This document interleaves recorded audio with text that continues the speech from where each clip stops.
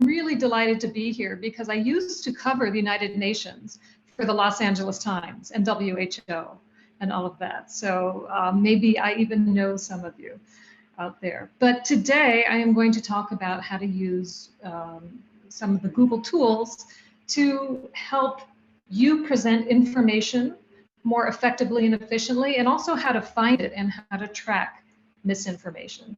So let me go ahead and share my screen.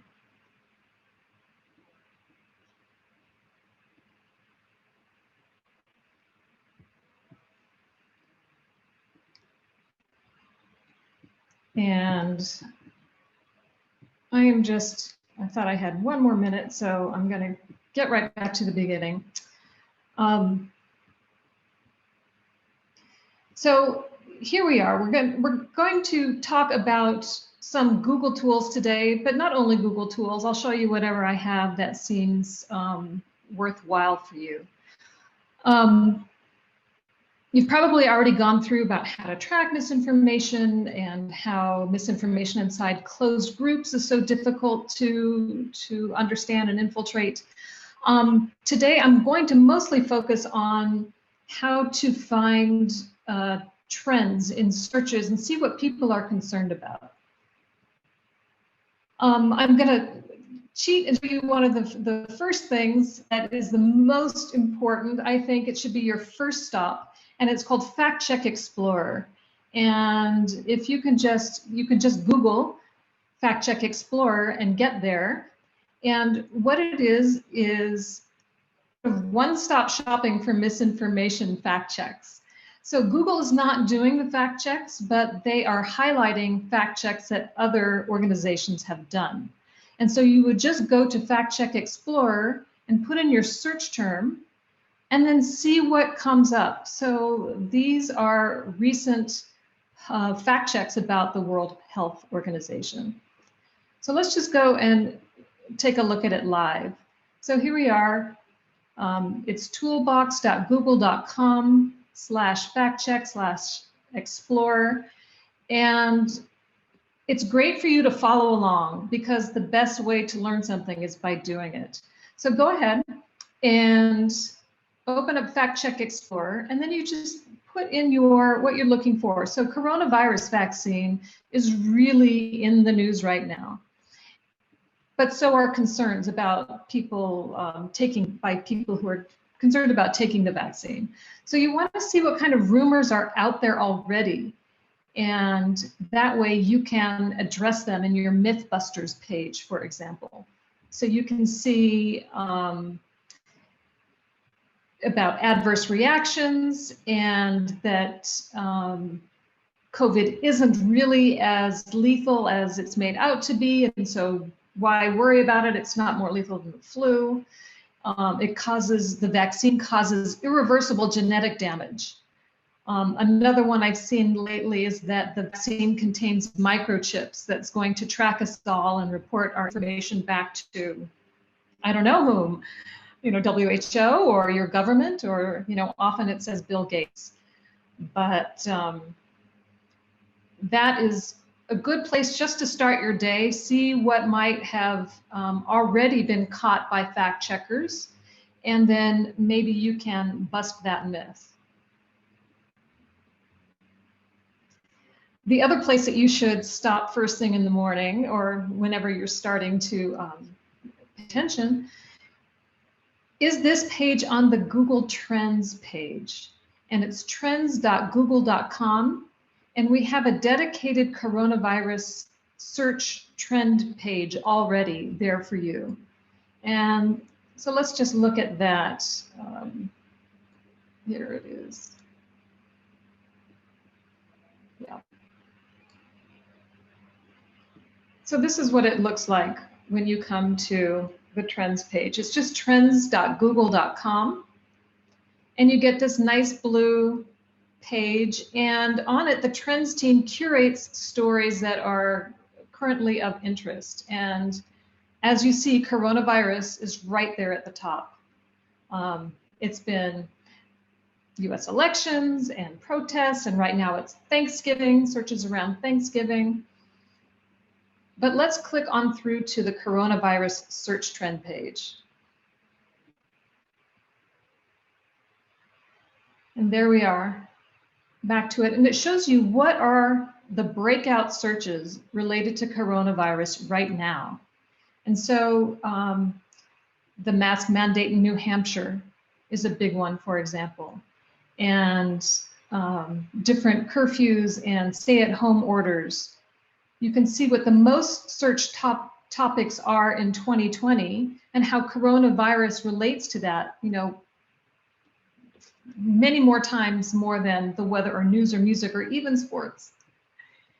You can also see what the top trending questions are about coronavirus in the past week. Is the corona vaccine ready? How long are you contagious? And so on. So as someone who's working in the health field, these are all really pertinent. You can also see where the most searches are coming from. And I'll show you later how you can click through into your region. But right now, the darkest color is the most. And so it looks like the most searches are coming out of Montana. So there must be an outbreak there. So that's a good insight that you might want to report further on. And here are related queries about the vaccine. So it's a lot about the vaccine companies and when it's going to be ready. And there's even a dashboard about how people are searching for symptoms, and you can drill in and see where they're searching for what. And this is quite interesting. It's a whole different section about the US economy and COVID. I think they only have it for the US, but most of you are covering the US, I understand. So you can click into that and get all sorts of information about how people are searching to the economy in relation to the coronavirus. And unemployment has been the top search in every state for months now. That's all related to corona.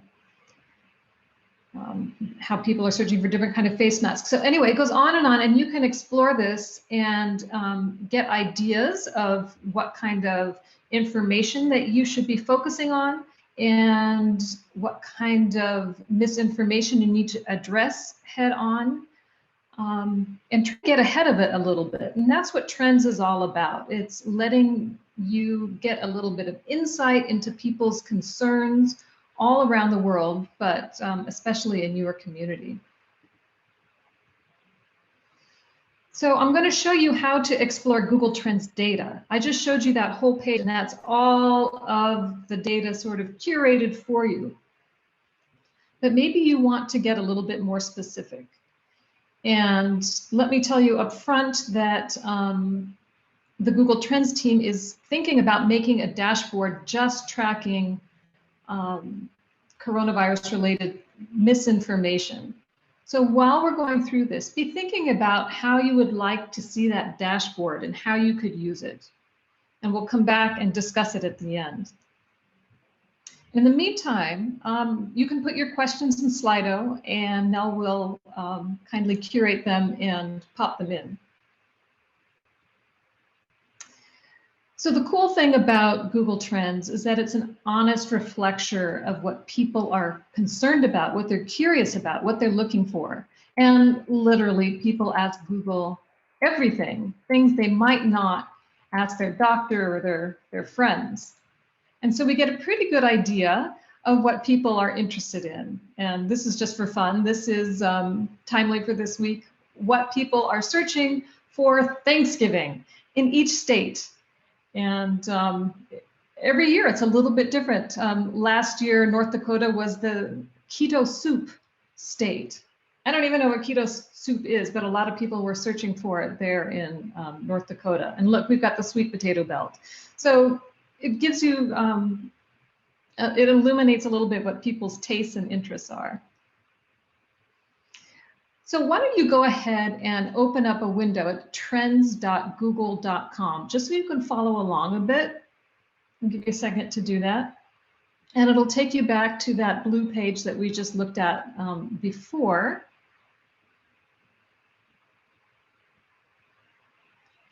And then while you're kind of looking at that, I'm going to tell you a few things about trends data. And it shows how interest ebbs and flows over time. So it goes back to 2004. That's when Google first started collecting data. And it goes all the way to about 4 hours ago. There's actually two sets of data. The historical data that goes back about until 2 days from now behind us, and real-time data, which is updated within about 4 hours. It focuses on the last 24 hours. So you can look at this and see that WHO had a record number of searches in March this year. I'm sure you all know why. So if you go to, let's just go there so I can show you where all of these buttons are. So trends.google.com, you'll get this landing page, and up here in this little, we call it a hamburger menu, but this little 3-line menu, if you go to Explore, that's where you can actually examine the data. And we'll go there in just a second. I also wanted to show you these trending searches, which shows the daily search trends and the real-time search trends. And you can also set it by country. United States is the default for us. There's usually a lot of sports, but little political news and weather too. But this is a good site to focus on for misinformation, this real-time search trends, because when you see something spiking all of a sudden, it's often due to people reacting to a bit of social media or news or a video they've seen and they want to check it out. So that's when you start to see these searches spiking. The thing about misinformation, you do have themes in misinformation. I'm sure you've told people a million times, no, it didn't come from eating bat soup. But when you see something spiking all of a sudden, that's a good hint that it's something to check out, especially when it's related to coronavirus. So back to the menu, let's go to Explore. And here you can compare different terms and see what the top topics are and so on. And of course, it's all coronavirus related, except for TikTok and Google Classroom. Maybe there you can use TikTok to disseminate accurate information about coronavirus. That's the place. One thing that we tell people about combating misinformation is to meet people where they are and to do your corrections on the platform where you found them. So if there is something viral on TikTok using a certain song that's spreading a bit of misinformation or disinformation, use that same song, go back to that same platform and find someone, maybe it's your teenage daughter, to help you make a TikTok to combat that misinformation. So if there's misinformation on a platform, make sure that there's good information on that same platform. Okay, so this is where we can compare terms. And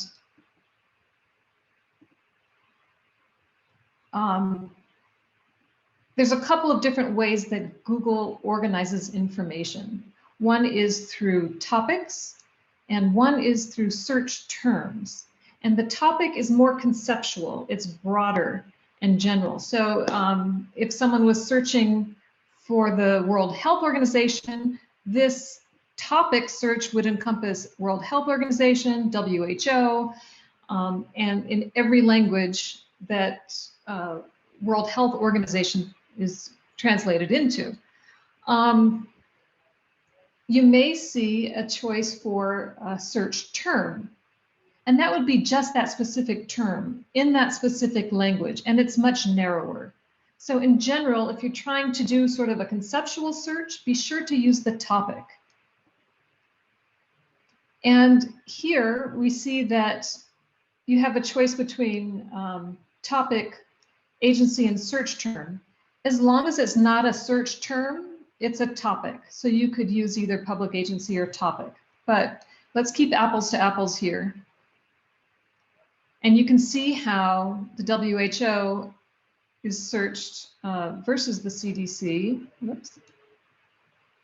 I gave us a different answer. Okay, so we'll use public agency. So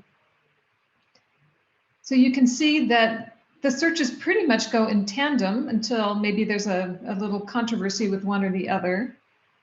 But this is interesting. You can go to a map and you can see where each term is searched. So CDC obviously would be searched where? In the United States, because it's an American agency.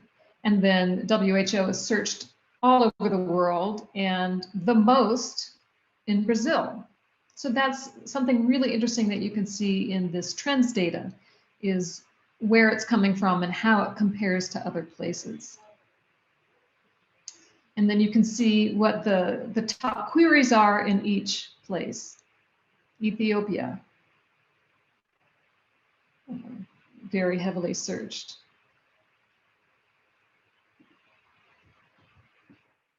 Okay, another thing to tell you about for searches and all of the data is that it's anonymized. We can't tell what you are searching, but we can tell what the trend in your area is. So it's all anonymized. It is indexed, and we'll talk more about this later, but it's indexed and normalized so we can compare searches in the US, which has a much greater population, than the UK, for example, or Rhode Island versus California. And so here you can see when you do a search like this, how it measures from 0 to 100. And 100 is just the top of the index. It's not an absolute number of searches. It's not 100 million searches or even 100 searches. It's just the most that term has ever been searched. So when you see a spike like this, it's really measuring an acceleration in interest. That's how you should think about it. All right, so I already showed you how to get in there and the difference between a topic and a term. And again, the topics are the group of terms, and the search terms are the more specific examples. So if you search banana, you'll get banana and banana sandwich and things like that. And if it doesn't say search term, it's a topic. So try to keep topics versus topics and search terms versus search terms, just to keep your result cleaner. Or you can try them both and see the difference. So let's look at the search terms, which are the more specific ones. So maybe you want to know how people are searching for coronavirus. Are they calling it coronavirus or COVID-19 or COVID, or some people in the United States refer to it as the Rona? And you can see hardly anybody uses the scientific term. The green barely shows up on our graph. And the China virus got, you know, a little blip in March when it sort of became a political thing. But you might want to do this when you're trying to figure out how to address your audience. How are people searching for it in the area that you are trying to communicate with?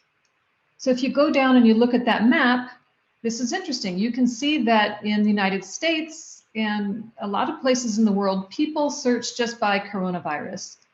But look, in Canada, COVID is the more popular term. So maybe when you're doing your search optimization, your SEO, or you're writing headlines, or you're just trying to search to see what people are searching for, you would do something like this and try to figure out what the term is that people are using most frequently. And you can do it in different regions, and you can do it in different languages. And you know, it's evolved in China even. It used to be called the Wuhan virus. And you know, now it's just called the Chinese equivalent of, well, it also used to be called what? Wuhan pneumonia, or the new pneumonia, all sorts of things. And you can see that the search terms have evolved over time. You can also narrow it down by location and just search in an area. And if we go back to our search bar, you can do it by country, and you can do it by time. So it's not just the past 12 months. You can look in the last 7 days. You can narrow it by category. You can even, I mean, it's not so relevant for us, but you could do it, see how it's searched in arts and entertainment or autos and vehicles. But there's also a category for health. And I recommend just going to health searches. Obviously, these will have a lot related to health. But when you're looking at health searches, you can see what the related queries are and what people are searching for in different places and in different languages.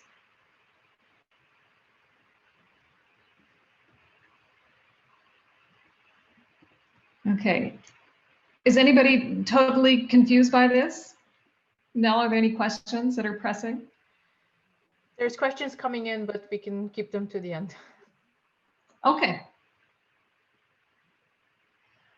This is another thing that you can do. You can search the same term in different places.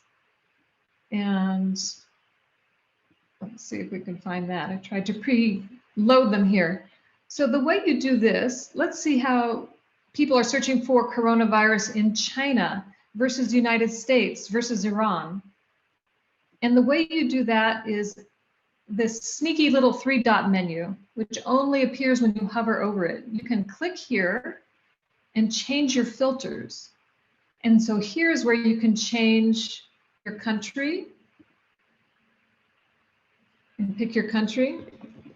And you can just type it in rather than scrolling down and then confirm it. And your time and so on. So this is kind of interesting. You could see sort of coronavirus rolling across the world just through searches.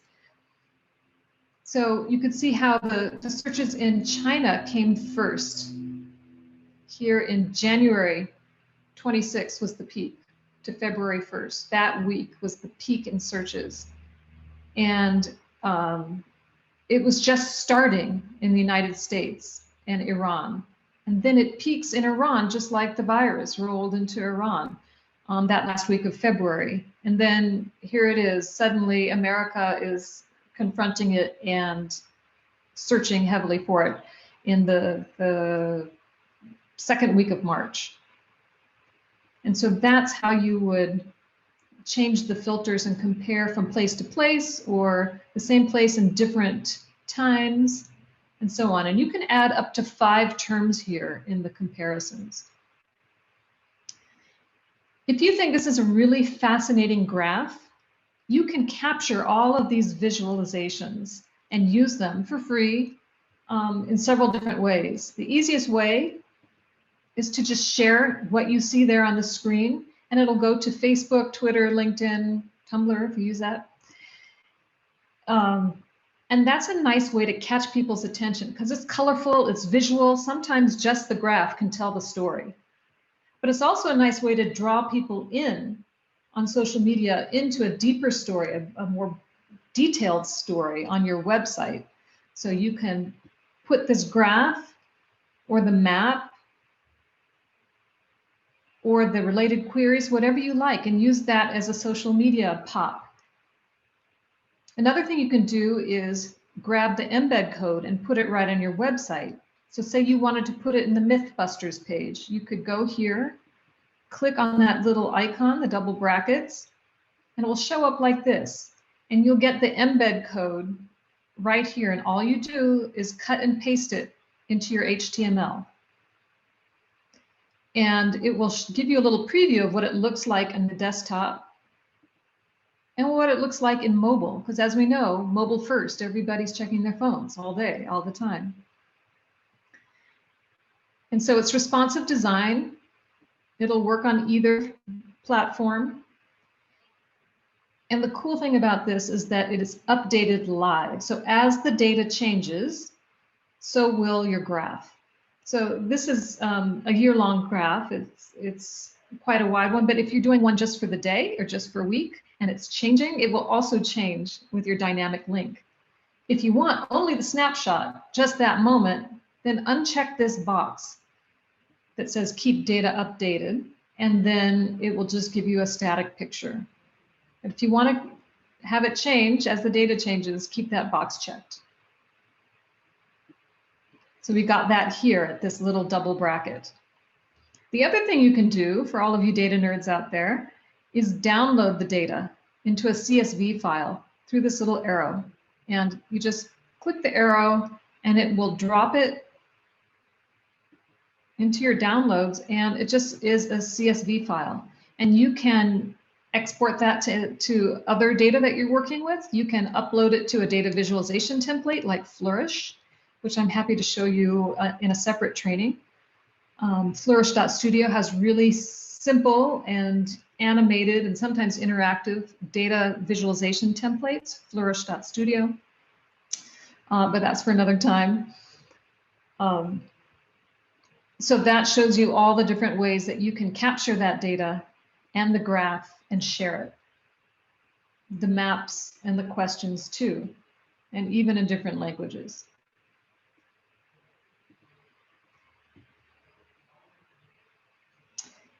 And as I mentioned, the data goes back to 2004. And so you can search, across decades, or you can search the last few hours. Here's another important point. You can not only just search web data, but you can search across all of the different Google platforms. Web, image, see how memes or things might have been spreading or searched for. You can search news stories. You can search Google Shopping. I don't know, you could put in masks and see how purchases of masks have gone up, or gloves. But most importantly, you can search just on YouTube. And that's really important for misinformation, because YouTube has a different audience and a different algorithm and a different flow of information. And sometimes you see things pop up on social media or on YouTube, and it flows from there outwards to other platforms and to other countries and to other spaces. So that's a really important thing to know about searching.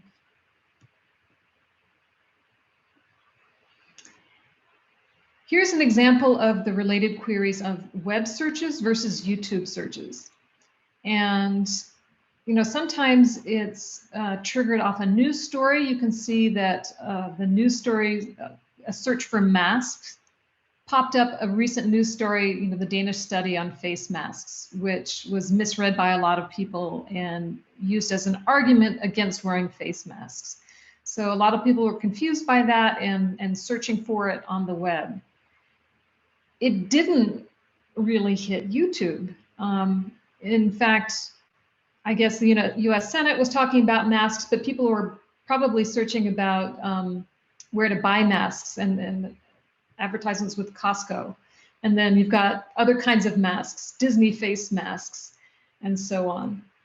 But here's something that is worth pursuing if you're looking at misinformation. Take this mask and shove it song. Okay, so that's kind of an anti-masker anthem. And you might want to follow up on that and see who is creating that content and where it is spreading, and how you can address it. This again is just a review of how the values are indexed to 100, which represents the highest search volume based on the parameters that you're searching for at that time, the time and the location. So remember, 100 is the most search that topic has been at that time. And if you think that your search is, you're trying to gauge it relative to other searches, is it people searching for this a lot? Are they not searching for it very much? You can put in other standard search terms just to give yourself a basis of comparison. So even compared to weather and news, coronavirus searches are just, breaking the charts. So You can also search a location for topic and go into the metro area and look at the data for that area. It gets pretty granular, and I'm actually gonna, let's just go into one of these searches and yeah, we'll first go to the United States, and then we can go into an actual state. It's doing a lot of searches. So let's look at Texas. And then you can go into Texas and see what the places where the people are searching the most. And down to the metro area. So thank you, coronavirus helpers, is a big one. Interest by city. So that's all you do to find your area. You go to the map and you click on the state in your map, and then you can click into the area in the state.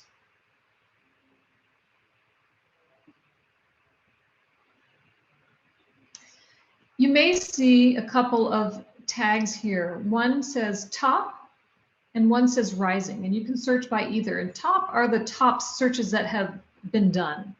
Rising shows sort of a breakout. It shows something that has suddenly gotten a spike in interest. And so you can use that for either category. And then you can look for emerging trends. So one thing that comes up sometimes, like we saw on the YouTube one with the anti-mask song, you can see what are the ingredients in the COVID vaccine, who's funding the COVID vaccine. But sometimes you'll see a name, and it's worth checking out those names that are related. Sometimes it's you know, a so-called doctor who's spreading misinformation and disinformation around the coronavirus. And we saw a lot of that after the pandemic video became really widespread. People were searching for the doctors who were named in there. There's another one who recently was purveying the misinformation, the disinformation that there were, that the coronavirus uses nanotechnology. And when you get your shot, you're being injected with little microchips. So some of those things can come up, and keep your eye on names when they come up related to coronavirus searches. And then there's other things that sometimes come up, like 5G kept coming up in relation to coronavirus. And so, as you know, there's a whole conspiracy theory about 5G and coronavirus. And we were able to spot that just coming up in the way that people were searching for things. And then you can take this data, and if you've got some good web developers and data journalists among you, there's some really beautiful things that people have done with this trends data. And the trends team is happy to work with you on projects like this. This was a project that compared actual rates of interest, mortality rates of cancer, by county compared to the search interest. So there's some places where there's a lot of cancer and a lot of search interest, but then there are places like in Florida where there was a lot of cancer, but not that much interest. So it's called searchingforhealth.com, and I can put all of these links in the chat in a minute, but it's kind of a beautiful visualization. Here's another one about how people were searching for different kinds of symptoms and diseases called I'm Not Feeling Well. It was done before coronavirus, but something like this could have tipped us off to coronavirus.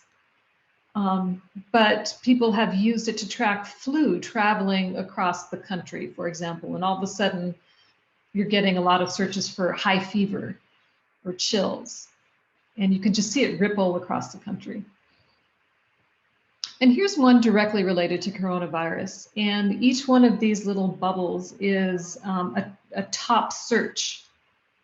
And so as searching for flu or searching for China and virus and things began to surface, this is just a data visualization of the way that the searches revealed what was happening in health. Okay, so here's a little tip.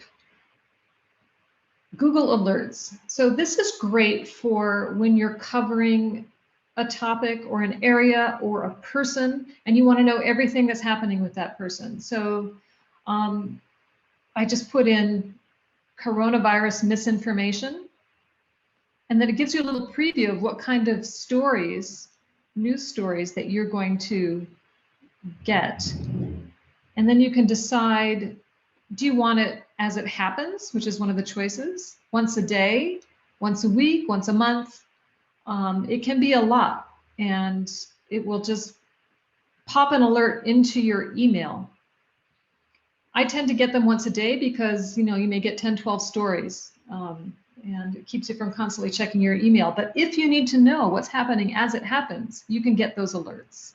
You can get them in English. You can have it cover a particular region, and then tell it where you want it to be delivered.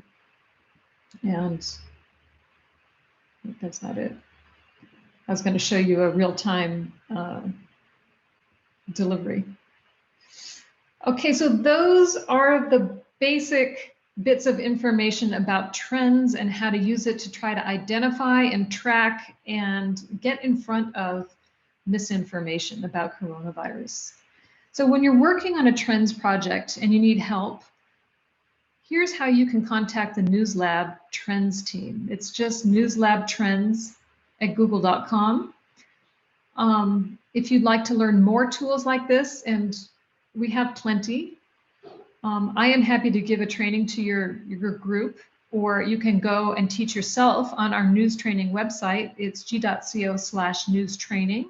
There's all sorts of things there, how to use Google Earth, how to you know, fly from point to point like a drone, which is really great to show, you know, epicenters or something. You can learn data visualization and machine learning. All sorts of things are available on that website in little bite-size, go at your own pace modules. They're like 5 to 10 minutes each, and there's all sorts of courses and I think 90 different modules. So take a look. And if you just want to see what Trends is doing every day, there is a Twitter account, and they highlight the trend of the day at Google Trends. And there's also a newsletter, which will be very interesting for you because it often has a section just on coronavirus. And I can share those links with you as well. Okay, so that was Trends. So now let's talk a little bit about your website and how to drive engagement with your website, how to drive traffic to the website, make sure people are going to the right place on it, and staying around and reading the articles to the end. And I heard a little discussion during the Fishbone Stickies exercise about how to drive traffic and how to make it good engagement. And one tool that you can use is Google Analytics or Google Analytics 360. You may already have this, it's free. Google Analytics is free. And I'm definitely not a salesman, but I'm going to tell you the difference between a free account and a premium account, the GA 360.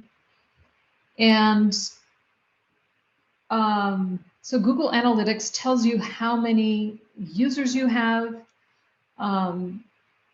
It tells you where your audience is coming from, so that's interesting. Are they coming from some social media site with a myth on it that they're trying to check out, and they're coming to you, which is great? Are they coming from a news article, and so on? You can see how long they spend on your site, and then where they go afterwards.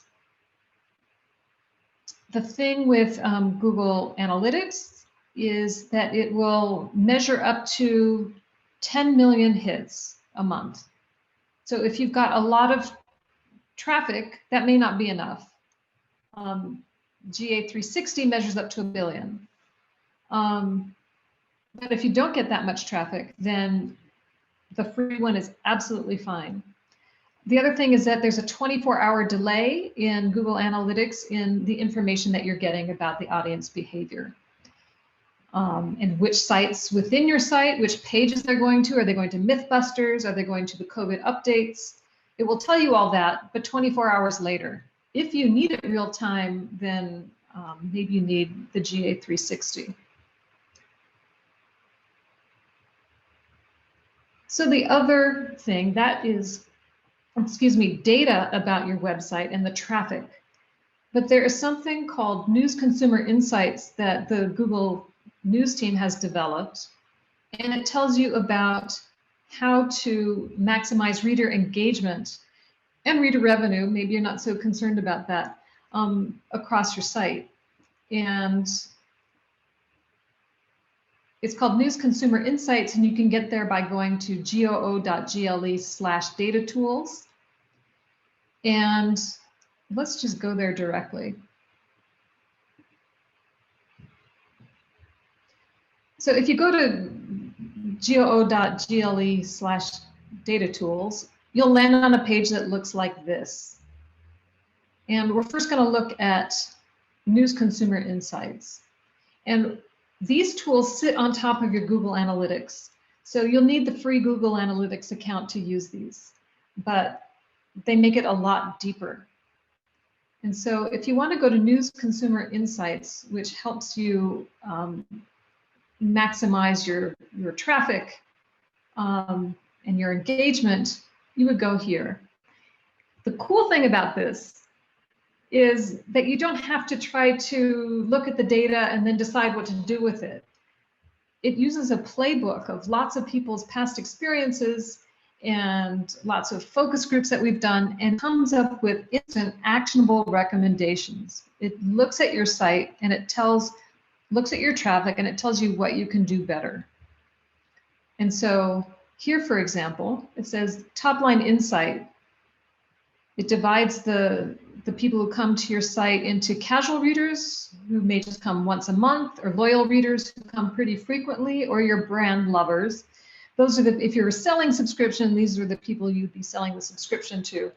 But these are people that you want to come to your site every day. You want the WHO site to be known as the authoritative source for information about coronavirus.